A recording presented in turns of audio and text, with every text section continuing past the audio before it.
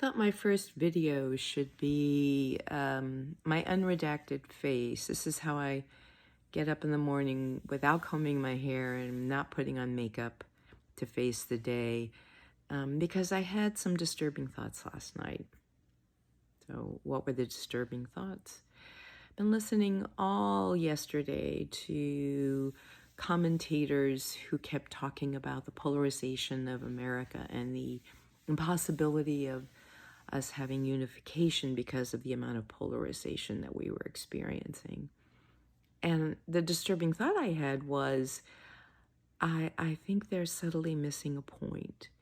And the point is, it's not the polarization into camps. It's that people in those camps are engaging only in binary thinking, only in polar opposites, usually of the most extreme example.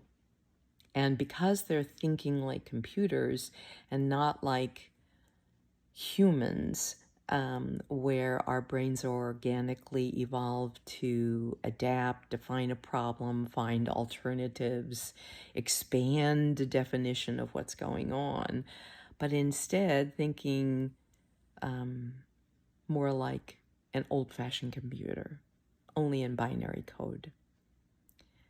Let me give you some examples. I happen to be a Jew, and I've been studying Hebrew for many years, not very effectively.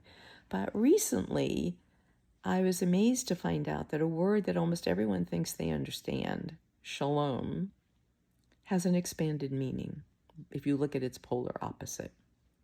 What do I mean by that? Well, shalom is defined as meaning hello, goodbye, peace, wishing peace on someone. Well, the opposite of shalom, meaning peace, is not war. It's fragmentation. So that means peace must include the concept of wholeness, to be fair, to consider how you achieve peace and justice and fairness. It has to include wholeness, since the opposite of peace is fragmentation. That has obvious implications for Israeli-Gazan war, but I'm not going to go there. Instead, I want to use an American example of thinking in binary, particularly about the Second Amendment. The two extremes are not. If you think in binary, what you think of is total access to firearms with no restrictions versus no access to firearms of any sort for any reason, including defense.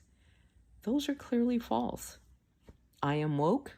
I believe in the Second Amendment, and I believe in some conscious restrictions to access to firearms, such as, well, at the moment of purchasing a firearm, I think it's important that you are not actively psychotic, that you are not a convicted felon with a history of violence,